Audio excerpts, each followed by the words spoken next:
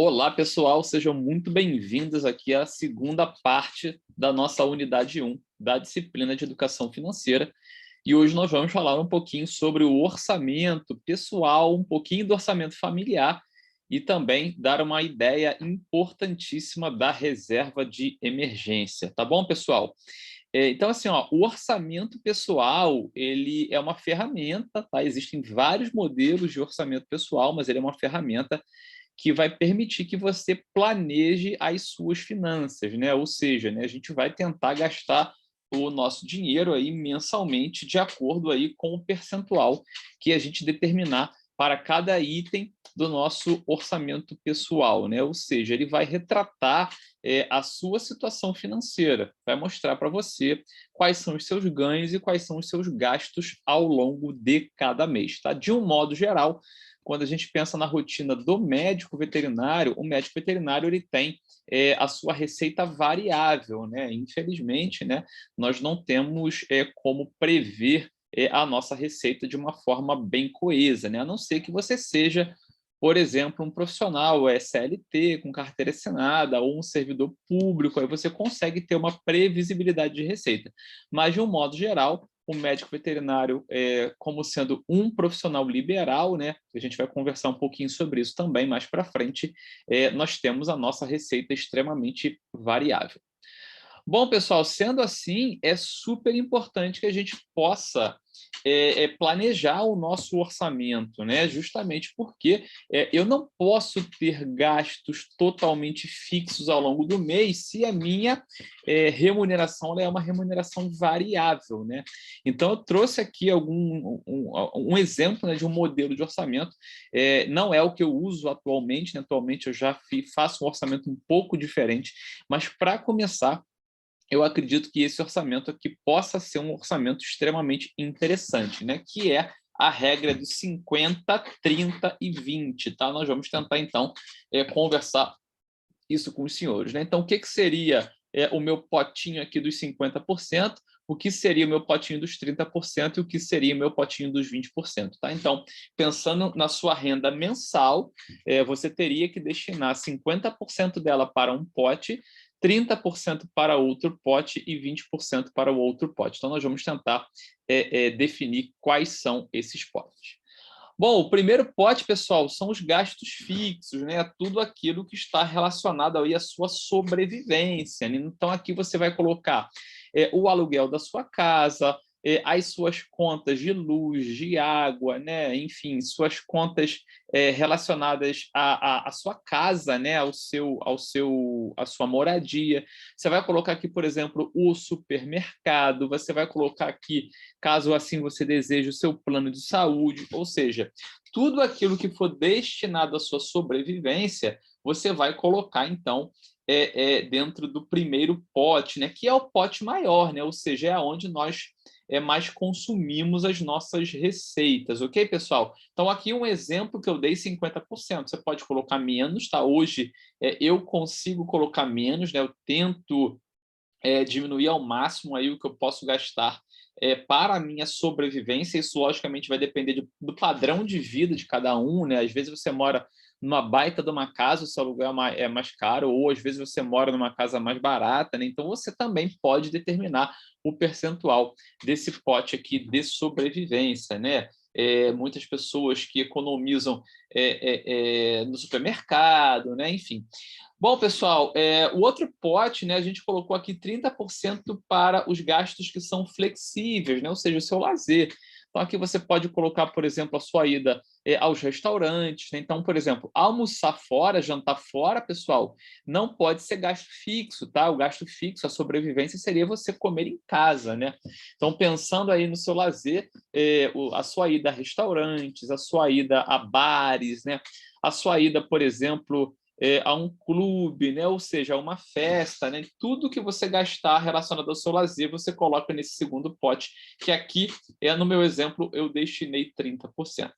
Bom, pessoal, e o último e mais importante pote é o pote das suas metas financeiras, né? Ou seja, aqui, nesse exemplo, eu destinei 20% aos seus investimentos, né? Então, aqui pessoal, você vai poupar. Então, por exemplo, aqui na nossa regra dos 50, 30 e 20, eu preciso guardar 20% do meu salário, né?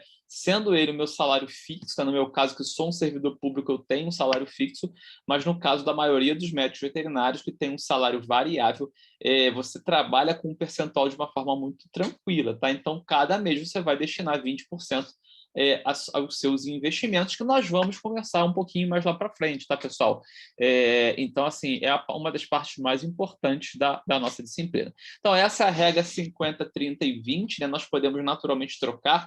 Você pode colocar 40, 30 e 30, né? Se você quiser gastar só 40% com a sua sobrevivência e aumentar as suas metas financeiras para 30%. No caso, se você tiver dívidas, né, você deve colocar isso aqui também nas metas financeiras, né, ou seja, a quitação dessas dívidas. Então, assim, é uma forma que eu encontrei há bastante tempo atrás de organizar as minhas finanças, tá, pessoal? Então, isso aqui é totalmente ajustável à sua realidade. Quando eu falo também de investimentos, você pode estar investindo na sua educação. Então, por exemplo, 20% do teu salário ele está destinado aí a investimentos, né? Quando eu falo salário, pessoal, isso pode ser a sua mesada, né? Pode ser o dinheiro que seu pai e sua mãe dá para você ainda, você estudante, pode ser a sua bolsa aí de monitoria, por exemplo, pode ser um trabalho que você tem extra-faculdade, ou você, daqui a pouquinho já, médico veterinário formado, atuando no mercado de trabalho, você pode também destinar parte desses 20% para investir na sua educação. Um curso de pós-graduação, um curso de atualização, um investimento em um instrumental para o seu trabalho, tá, pessoal? Então, não pensem no investimento somente naquela aplicação que você está fazendo no Tesouro Nacional ou, de repente, na Bolsa de Valores, que a gente ainda vai conversar. Bom, pessoal, então o choque de realidade, a proposta que eu faço aqui agora para os senhores é que vocês possam montar uma planilha, tá? Eu tenho uma planilha pessoal, tá? Que eu alimento essa planilha desde a metade da minha graduação, tá? Então eu comecei a fazer a minha planilha de finanças pessoais, né? Ainda muito primitiva na época, né? Mas fazia, né? Mais ou menos aí no ano de 2003, 2004, eu comecei anotando basicamente na minha agenda tudo aquilo que eu gastava, tudo aquilo que eu ganhava já dinheiro de monitoria, eu ganhava dinheiro aí como sublocação aí da minha república, né? Eu alugava um quarto da minha república para outras pessoas, né? A mesada que meu pai me dava, né? Enfim, alguns trabalhos que eu fazia por fora. Então, eu já tinha a minha receita, né? E eu também, obviamente, tinha as minhas despesas com o supermercado, por exemplo, com o meu lazer, né? Afinal de contas, na época da graduação, a gente precisa também desse momento de lazer, mas você precisa planilhar isso, tá? Obviamente que a gente recomenda que os senhores planilhem, né? Hoje, vivendo a era da informática, planilhem isso pelo menos no Excel. Então, a gente vai alimentar essa planilha, né? Com um ano de dados, né, de ganhos e gastos. É muito importante que você faça um balanço, pelo menos anual dessa planilha, né? Eu gosto de fazer mensal, né? Hoje a gente faz uma coisa mais certinha, mas anualmente já é bastante importante para você saber se você terminou esse ano no azul ou se terminou esse ano no vermelho.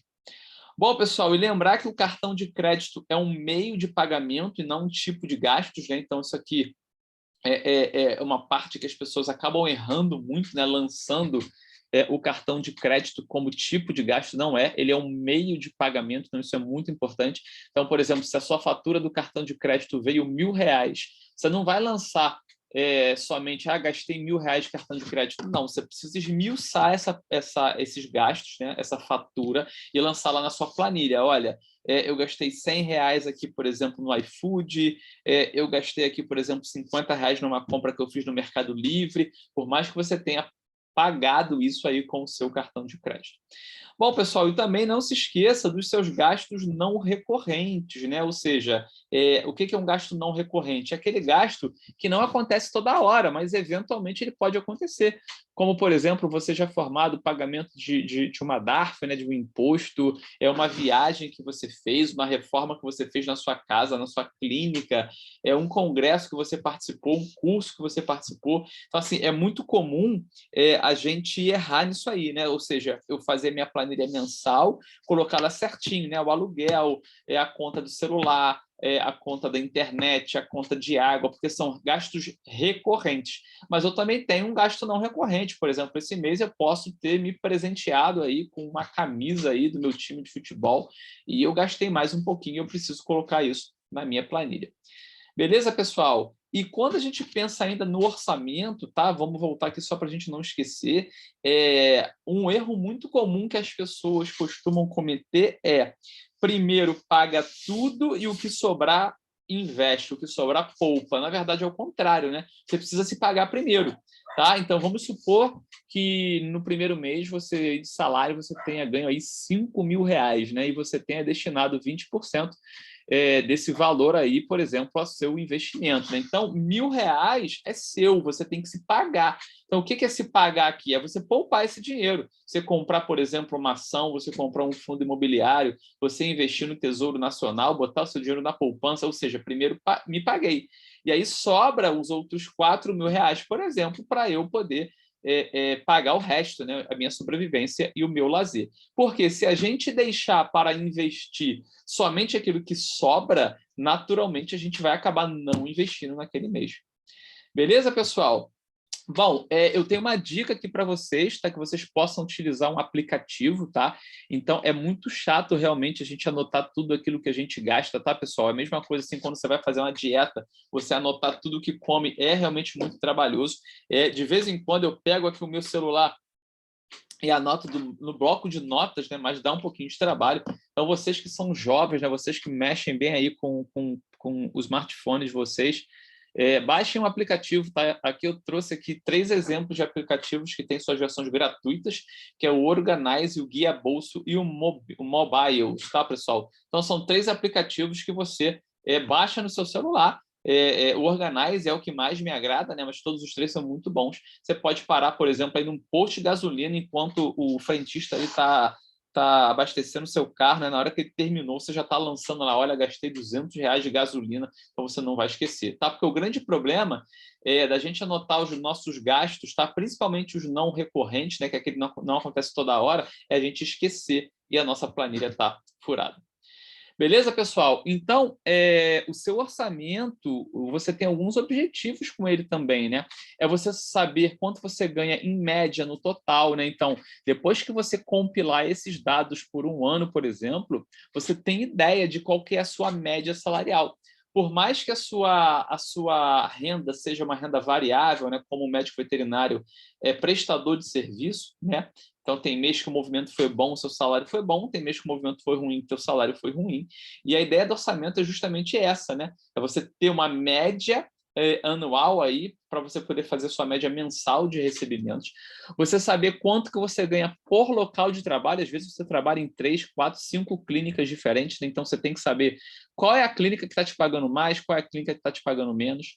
Quanto que você ganha por hora de trabalho, né? Porque é muito simples. Eu falo assim, esse mês eu ganhei 5.000. Mas quantas horas você trabalhou? Você pode ter ganho 5.000 esse mês, trabalhando 3 horas por semana, 3 dias por semana, né? No total aí de, sei lá, 20 horas semanais, tá? Então, você, na verdade, trabalhou 20 horas semanais, o que vai te dar 80 horas mensais e você ganhou 5.000. Ou você pode ter trabalhado 5 vezes por semana, trabalhado 40 horas por semana e, consequentemente, ter trabalhado 160 horas no mês e ter ganho os mesmos 5.000. Então, é ideal que você possa calcular quanto que eu ganho por hora de trabalho, né? Quanto que vale a minha hora de trabalho, tá? Isso aí é extremamente interessante. Você também saber quanto que você gasta em média no total e pontuar. Isso aqui é um desafio que eu faço para vocês. Quais são os seus 5 maiores gastos, né? Eu posso falar aqui para vocês, né? Os meus 5 maiores gastos são o meu aluguel, o meu supermercado, né? Que fazem parte aqui da minha alimentação, talvez o plano de saúde, o meu lazer, né, que eu também não abro mão do meu lazer, e, sem dúvida nenhuma, o meu investimento. Né? Eu, particularmente, gosto bastante de investir, eu invisto há bastante tempo. Então, a forma da gente ter um dinheiro extra, uma renda passiva no futuro que a gente vai conversar, são com os nossos investimentos. Tá? Então, tudo isso deve fazer parte aí do seu orçamento. Bom, pessoal, entendido isso, eu gostaria agora de conversar com vocês sobre a reserva de emergência, pessoal. A reserva de emergência, ela é fundamental. Não existe a possibilidade de uma pessoa bem-sucedida, financeiramente falando, não possuir uma reserva de emergência. Então, o que é a reserva de emergência? Ela é um montante de dinheiro que você guarda para utilizar em uma emergência, né? Ou seja, ela é uma reserva que não é considerada um investimento. Ela é uma reserva que é considerada, pessoal, um montante de dinheiro, né? Um patrimônio que você tem ali para lançar mão dele em qualquer tipo de situação de emergência, como, por exemplo, uma doença, como, por exemplo, a perda de um emprego, como, por exemplo, o seu carro que quebrou, você precisa consertar, o equipamento de trabalho que você usa que quebrou. Então, pessoal, a reserva de emergência, ela vai te dar tranquilidade, né? Essa quantia serve para te dar tranquilidade, para suprir algumas despesas não recorrentes, né? Despesas que podem ser mensais, inclusive, tá? E você consegue manter a sua qualidade de vida. Por quê? Imagina lá naquele modelo que você ganha R$ 5.000 por mês, né? Se você, por exemplo, tem uma despesa emergencial com o seu carro, né? Vamos supor que o seu carro pifou e o seu carro é um instrumento de trabalho para você, ou o seu equipamento veterinário quebrou e você precisa comprar outro. Imagina que esse equipamento custe R$ 5.000. Você vai tirar da onde? Você vai gastar todo o teu salário para poder comprar de novo aquele equipamento para você trabalhar. E aí o que acontece? Você acaba gastando todo o teu orçamento. E aí como que você vai se manter? Né? Como que você vai pagar as suas necessidades de sobrevivência? Né? O lazer, tudo bem, a gente um mês fica sem lazer, mas e a sua sobrevivência? E os seus investimentos? Acabou, tá? Então, pessoal, a reserva serve para isso, tá? É para que você possa continuar tendo uma qualidade de vida, tá? Sem mexer na sua receita mensal. Você vai pegar a sua reserva de emergência. Bom, pessoal, um dado extremamente alarmante para a gente é que somente 14% da população brasileira possui a reserva de emergência. Então, ela está aqui, ó, um quadrinho bem interessante aqui, né? Um quadro aqui com um dinheiro caracterizando a sua reserva de emergência, né? Que você tem que quebrar, tá, esse vidro aqui para pegar esse dinheiro. E, logicamente que a gente não recomenda que a sua reserva de emergência esteja em casa, né? Esteja embaixo do seu colchão, esteja no seu armário, nada disso. A gente vai tentar mostrar quais são as melhores opções para a reserva de emergência. Então, o que a gente recomenda? Para vocês que estão começando a carreira, que são jovens, a reserva de emergência ela deve ser o equivalente a 6 meses da sua renda. Tá? Então, por exemplo, vamos supor que você ganha em média R$ 5.000. Então, a sua reserva de emergência deve ser de R$ 30.000. Tá? São R$ 30.000 que você precisa ter guardado num determinado lugar para que, em caso de emergência, você utilize ela. Ou, se você já tiver com mais tempo de mercado de trabalho, mais estruturado, você pode ter até 12 meses da sua renda. Né? Então, você teria aí, por exemplo, R$ 60.000 na sua reserva de emergência. Ok, pessoal? Então, de 6 a 12 meses da sua renda mensal é considerado uma reserva de emergência saudável para nós, meros mortais. Bom, então, para que serve essa reserva de emergência? Ela serve para suprir as suas despesas numa eventual perda de emprego. Tá? Imagina, por exemplo, durante a crise aí da pandemia, né, da Covid-19, né, aquele mês de março e abril de 2020, que tudo fechou, pessoal. Quantas pessoas quebraram porque não tinha de onde tirar dinheiro. Então, isso serve para isso. Tá? Uma perda do emprego, uma situação que a sua rotina de veterinário está muito ruim, como foi o caso no início da pandemia.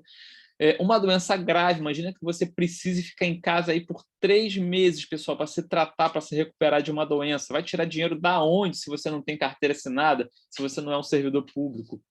Pagar uma dívida inesperada, um desastre natural, imagina aí que seu carro aí pega fogo aí, né? Ou sua casa aí pega fogo, caramba, você precisa ter um dinheiro, um acidente de carro, enfim, serve para muitas coisas, pessoal. Então, qualquer situação emergencial, você pode lançar mão da sua reserva de emergência. Lembrando que comprar aquele vinho caro não é uma emergência, comer um hambúrguer porque hoje você está triste não é uma emergência, comprar aquela barra de chocolate, isso não é emergência, pessoal, isso é luxo, né? Colocaria lá no lazer, tá? Então, a reserva de emergência é destinada aí à sua sobrevivência e que para você não tome dívidas. Então, o que acontece para aquela pessoa que não tem reserva de emergência e, por exemplo, tem uma dívida inesperada ou tem um acidente, quebra um braço e não pode trabalhar. Infelizmente, vai ter que ir ao banco e vai ter que recorrer a um empréstimo, e a gente sabe que o banco ganha dinheiro com esse spread, né? Ou seja, né? O spread, na verdade, não é o spread bancário, tá? Ganha dinheiro através dos juros, e provavelmente você vai ter muita dificuldade de pagar os juros desse tipo de empréstimo, tá, pessoal? Então, a reserva de emergência ela é extremamente importante, ela é fundamental. Bom, e o que precisa ter a sua reserva de emergência, né? Quais são as características dessa reserva de emergência?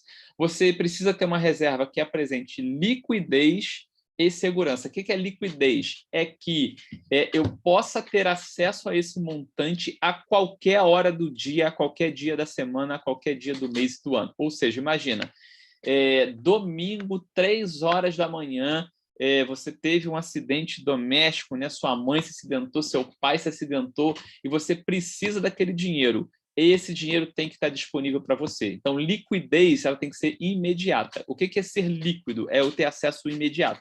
Tá, pessoal? Então, nós vamos mostrar para vocês que existem algumas formas de você guardar esse dinheiro, tá? Principalmente nos bancos, né? A gente consegue ter acesso imediato a esse dinheiro, ou seja, eu tenho liquidez imediata. E, logicamente, que tem que ter segurança, né? Não adianta nada você ter sua reserva de emergência em uma ação, uma empresa, por exemplo, eu vou comprar ações da Ambev para botar meu dinheiro, minha reserva de emergência. Não, pessoal.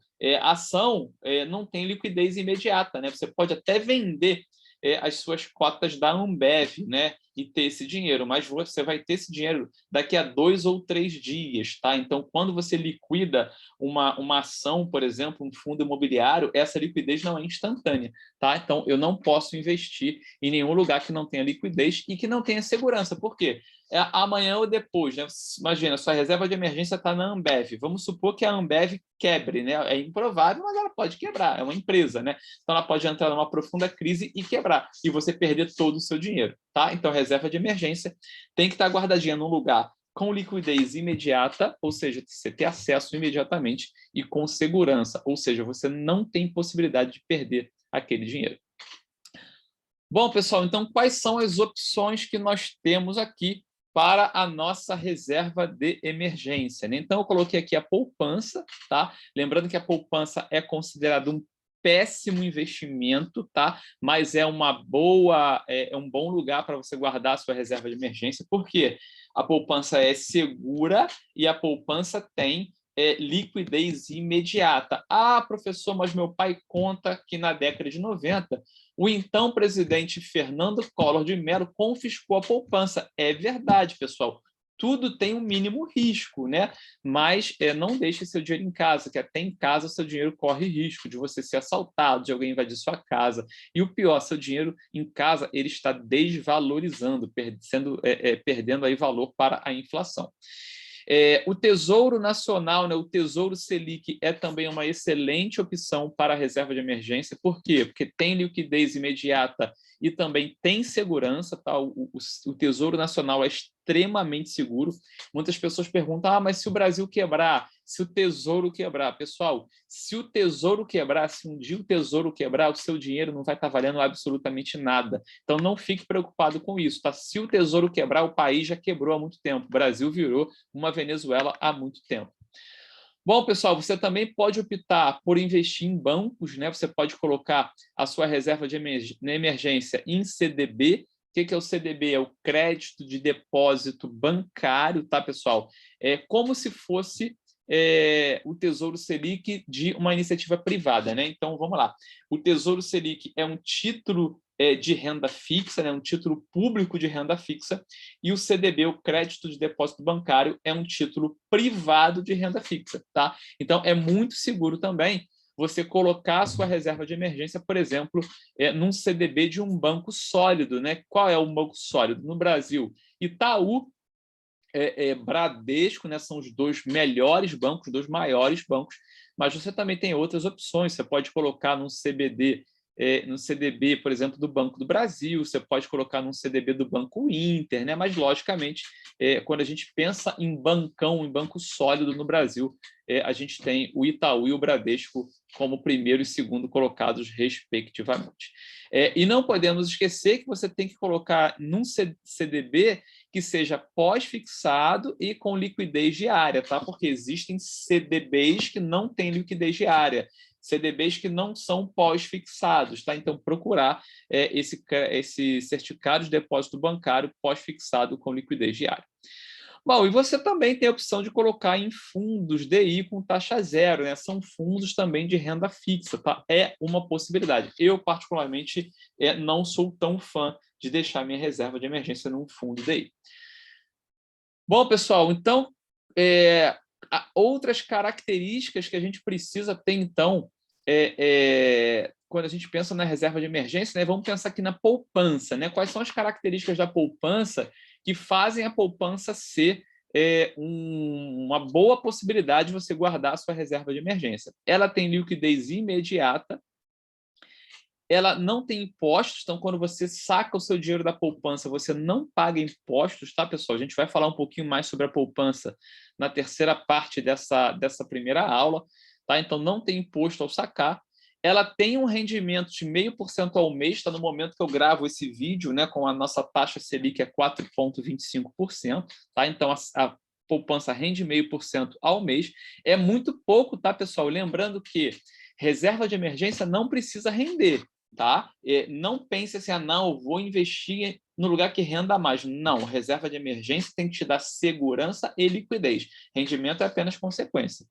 E a poupança, pessoal, ela é protegida pelo FGC. O que é o FGC? É o Fundo Garantidor de Créditos, né? Então, é uma entidade privada que garante até R$250 mil, ou seja, vamos supor que a sua reserva de emergência tenha, como eu falei, R$60 mil. Se o banco quebrar, por exemplo, o FGC ele vai te reembolsar, porque você tem menos do que R$250 mil.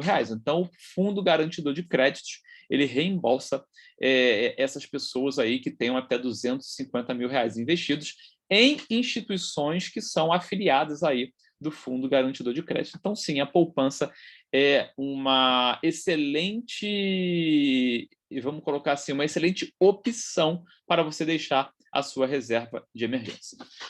Bom, pessoal, ou você pode fazer como eu, né? Eu aprendi nos últimos anos, né? A pandemia também me mostrou muito a importância da gente diversificar. E eu também diversifico a minha reserva de emergência. Então, eu pego o montante da minha reserva de emergência, tá? Hoje eu consegui juntar 12 meses do meu salário, né? Então, 12 meses do meu salário é a minha reserva de emergência. Então, hoje eu coloco 25% disso na poupança, 25% num CBD, tá, pessoal?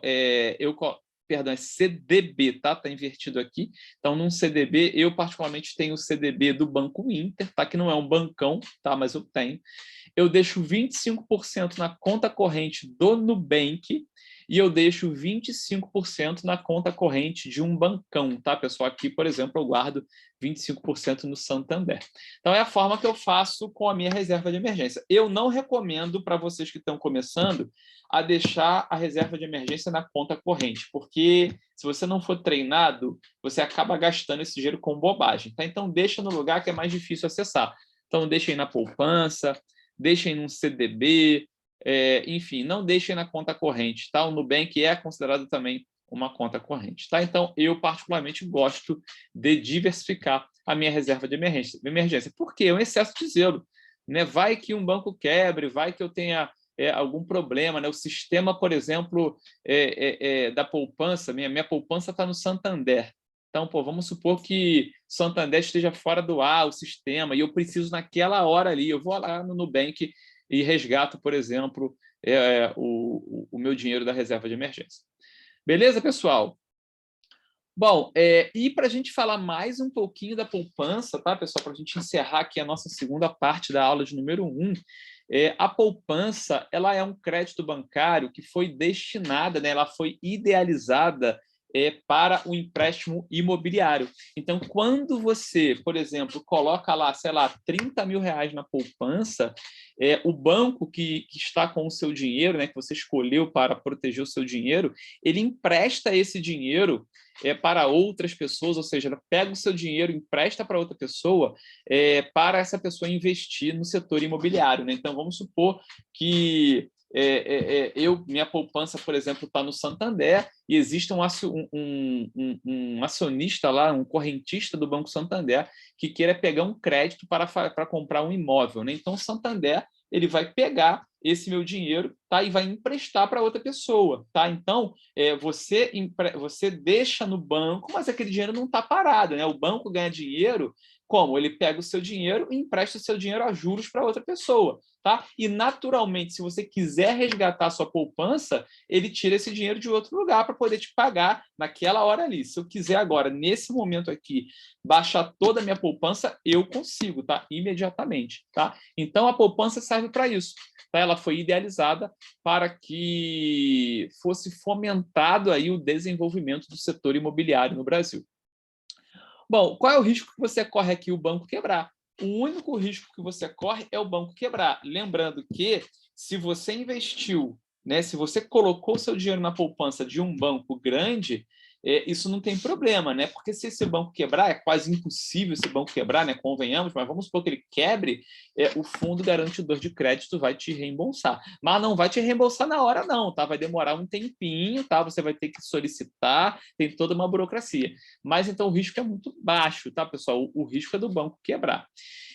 Então, a poupança ela te dá uma liquidez diária, tá? Inclusive em dias não úteis, então domingo, sábado, feriado, 1º de janeiro, 31 de dezembro, meia-noite, não tem problema, você consegue ter acesso à sua poupança.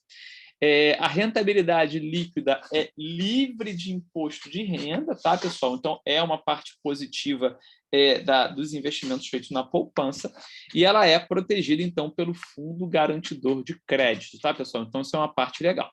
Bom, agora vamos entender como é que funciona a remuneração da poupança, né? Como que a poupança vai te rentabilizar. Bom, existe uma lei, pessoal, uma regra, né, da remuneração da poupança. Tá? O artigo 12 da Lei 8.177 fala o seguinte, né?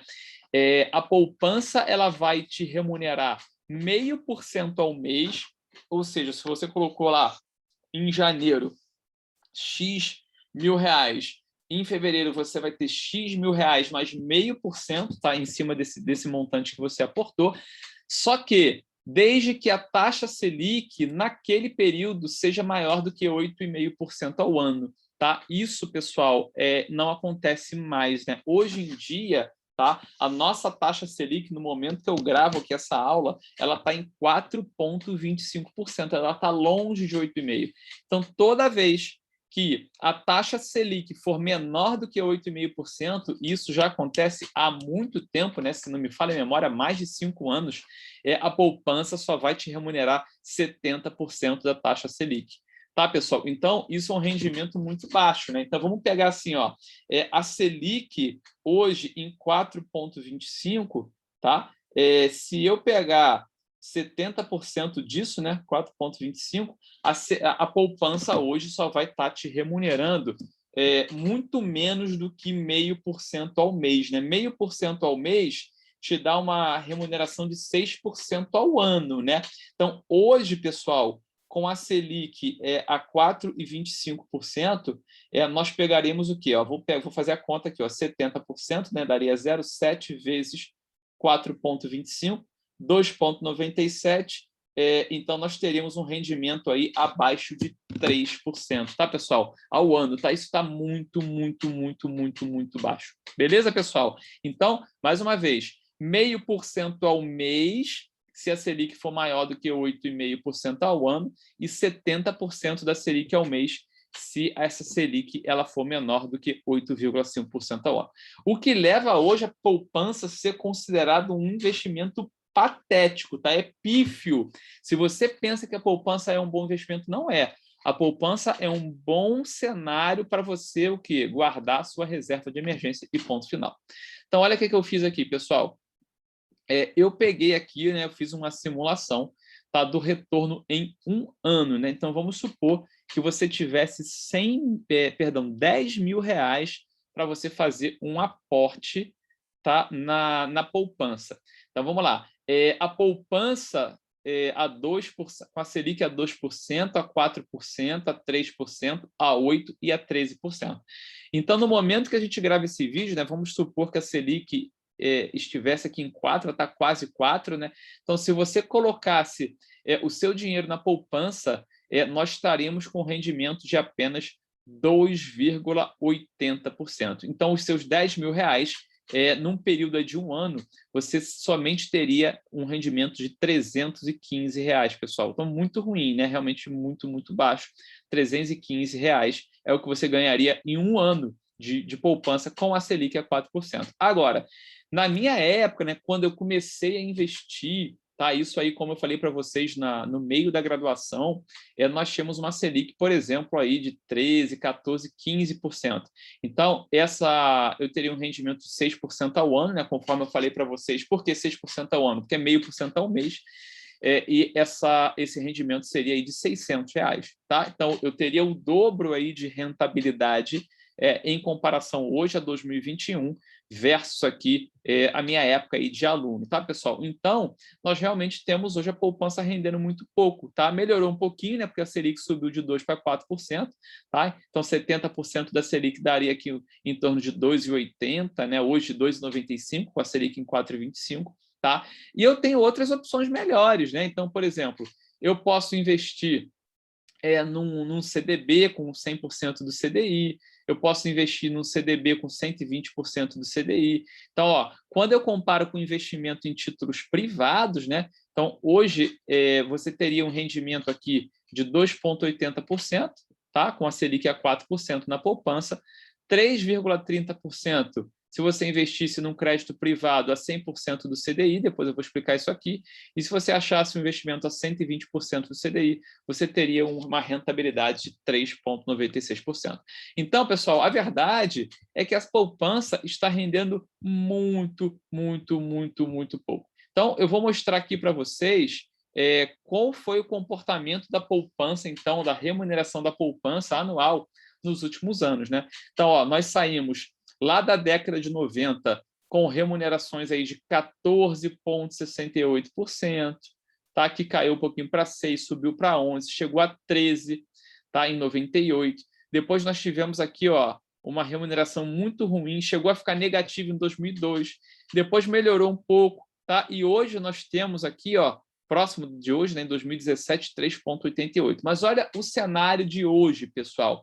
Eu trouxe aqui um gráfico atualizado da rentabilidade da poupança nos últimos 12 meses, tá? Descontado da inflação. Poxa, Rodrigo, por quê? Ora, pessoal, de que adianta a poupança estar rendendo, por exemplo, hoje 2,95% se a sua inflação está muito mais do que isso?